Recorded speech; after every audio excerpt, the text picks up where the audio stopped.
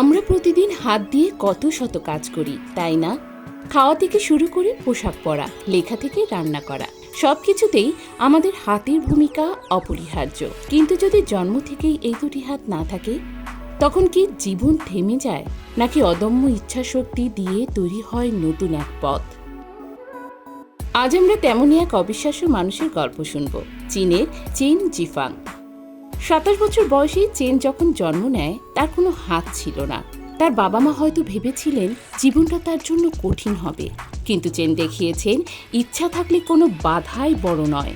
Chain তার পায়ের আঙ্গুলগুলোকে হাতের মতো ব্যবহার করতে পারতেন। তিনি পা দিয়ে খাবার খেতেন, পোশাক পরতেন, এমনকি মোবাইল ফোনে টেক্সটও করতেন। শুধু ব্যক্তিগত কাজেই নয়, চেন পরিবারের কাজেও হাত লাগাতেন, মানে পা লাগাতেন। তিনি তার পা দিয়ে সবজি কাটতেন আর অবিশ্বাস্যভাবে কুড়াল বা চেনসও ধরে কাটতেন। চেন এখানেই থামেননি। তিনি তার পায়ের আঙ্গুল ব্যবহার করে শুরু করেন একটি অনলাইন ব্যবসা। মাত্র 10 দিনে তিনি প্রায় 1000 পাউন্ড আয় করেন, যা তার এলাকায় মাসিক গড় আয়ের দ্বিগুণেরও বেশি।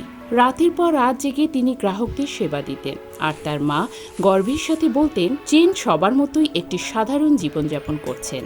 চেন জিফাং প্রমাণ করেছেন শারীরিক অক্ষমতা কখনো সাফল্যের পথে বাধা হতে পারে না, যদি আপনার মনে থাকে অদম্য সাহস আর ইচ্ছাশক্তি। চেন জিফাংয়ের মতোই আরও একজন অজ্ঞাতনামা চীনা ব্যক্তির গল্প সম্প্রতি পুরো বিশ্বকে মুগ্ধ করেছে। হুবেই প্রদেশের এক ব্যক্তিও হাতহীন, কিন্তু যখন তার স্ত্রী একজন নবজাতক শিশুর জন্ম দিলেন, তখন তিনি একজন আদর্শ স্বামী ও বাবার ভূমিকা পালন করতে পিছপা হননি। হুবেই প্রদেশের এই ব্যক্তিও হাতহীন, কিন্তু যখন তার স্ত্রী একটি নবজাতক শিশুর জন্ম দিলেন, তখন তিনি একজন আদর্শ স্বামী ও বাবার ভূমিকা পালন করতে পিছপা হননি। ভিডিওতে দেখা যায় তিনি পরম মমতায় তার বাচ্চাকে চুম্বন করছেন, তারপর রান্নাঘরে গিয়ে পা দিয়ে মাছ পরিষ্কার করছেন, মশলা মাখাচ্ছেন, ছুরি দিয়ে সবজি কাটছেন, আর পায়ের আঙ্গুল দিয়ে ফ্রাই প্যানের হাতল ধরে মাছ রান্না করছেন। রান্না শেষে তিনি দক্ষতার সাথে খাবার একটি ঝুড়িতে ভরে বেডরুমে নিয়ে আসেন এবং তার স্ত্রীর জন্য সুন্দরভাবে টেবিল পরিবেশন করেন টেবিল সাজিয়ে দেন। এই ভিডিওটি চীনে 10 কোটিরও বেশি বার দেখা হয়েছে। মানুষ তার এই অদম্য প্রচেষ্টার প্রশংসা করে লিখেছেন, একজন সাধারণ সক্ষম বাবার চেয়েও ভালো করছেন তিনি। এই বাচ্চাটা সত্যিই ভাগ্যবান এমন একজন বাবা পেয়ে। অনেকে বলছেন জীবনে যারা কঠোর পরিশ্রম করে তারা একটি সুখী পরিবার এবং সুন্দর ভবিষ্যতের যোগ্য। এই ব্যক্তি প্রমাণ করেছেন ভালোবাসা এবং দায়িত্ববোধের কাছে শারীরিক সীমাবদ্ধতা তুচ্ছ।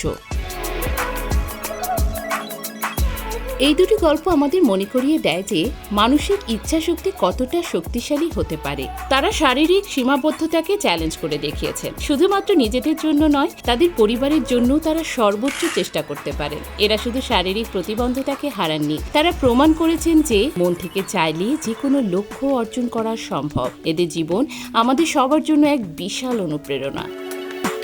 আপনি কি এমন কোনো ব্যক্তির গল্প জানেন যিনি নিজের অদম্য ইচ্ছাশক্তি দিয়ে অসম্ভবকে সম্ভব করেছেন?